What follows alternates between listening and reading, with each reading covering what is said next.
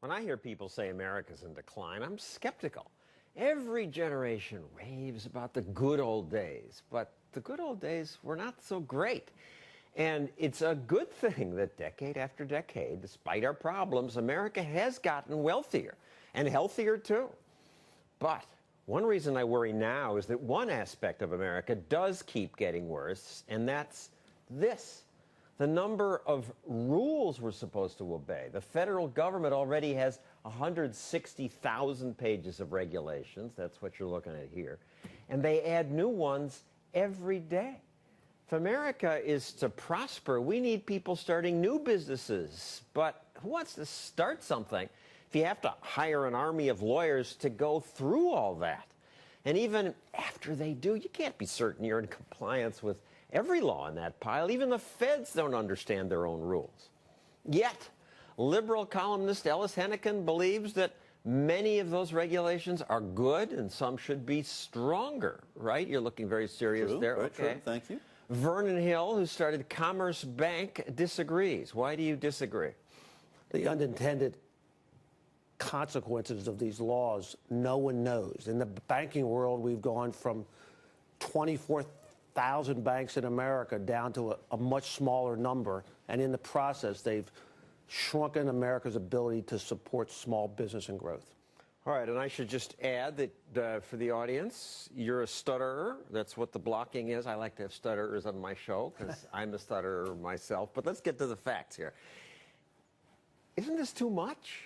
I mean, it sounds terrible. I mean, it's a lot of boxes. I'll give you that. But let me show you why it isn't quite as bad as you guys are suggesting.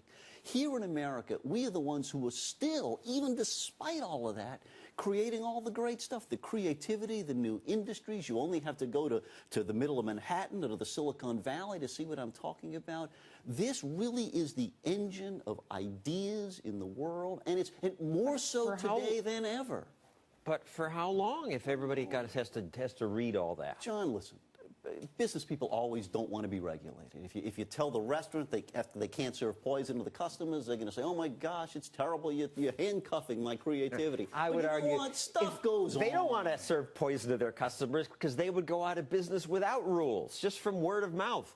I got poisoned in this restaurant. Well, you would hope, but sometimes people, even if they're not controlled, do some bad stuff. Capitalism unfettered is not the answer. It's to have sensible regulation. We can argue about whether this reg or that reg is a good idea, but I don't think you want to throw this stuff out whole scale. Well, nobody's talking whole scale, but I'd like to throw 90% of it out. Vernon, you started Commerce Bank, so there was nothing there at the beginning. Now there are 500 banks, 16,000 employees. So you created wealth. Yes. You did this by trying new stuff. You were open 7 days a week. No overdraft fees, your motto, no stupid fees, no stupid hours. And no stupid rules. And no stupid rules. But now you're starting a new bank, and you won't start it here. I started a new bank in Britain. It's the first new bank to be opened in Britain in 100+ years. Why not in America? The business environment is more pro-business in Britain than it is in America. And this is what no one would expect. We think Europe and Britain is a mess. The regulatory environment here is so overwhelming and so micromanaging of our business. It is destructive to growth. So, Ellis, yes, America has created wonderful things. The Silicon Valley example you use, though, I think works against your point because they got rich because they were far from Washington, and there were no rules for this stuff because it was a brand new idea. Well, I think there may be a conflict here between life experience and the rhetoric on this thing. I mean, I'm inspired by your story. It's terrific that you've been able to do this. 500 branches, one down the block from me. That's a great success. But yet, that success happened in exactly the regulatory environment that you all are bemoaning. Somehow or another, you were able to do it, as was Apple Computer, as was Microsoft, as were thousands of other success stories out there. I think the point we're making is the regulatory environment in the last 5 years has gotten much, much worse. In a banking business, you're used to having rules and regulations, but it's gotten substantially worse in the last 4 or 5 years. You know, there's a great way to avoid that. Go to Britain. Your colleagues behave responsibly. You know, this new regs came in because some bankers did some pretty awful stuff that did some real damage to our economy, and the government said, hey, hold on a second. Well, of course, Ellis, that's not true. That's only one part of the rules. You're focusing on the showy items. There's a million micromanagement rules that happen every day because the government believes they can manage your business better than we can. You say Dodd-Frank is a good thing. Yeah, it's not as strong as I'd like, but it's going to do some Stronger. good stuff, yeah. All right, well, these are the banking regulations before Dodd-Frank. So everybody who wants to start a bank has to obey all this. And actually, this is just half. Yeah. That's not even close. Okay.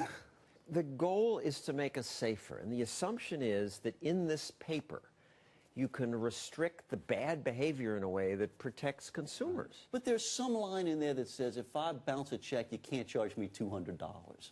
And that's a good thing. I want that in there. I don't want them charging me $200. Actually, there is no line in there. There should be then. Let's get one well, in there you are. Let's get one in there right now.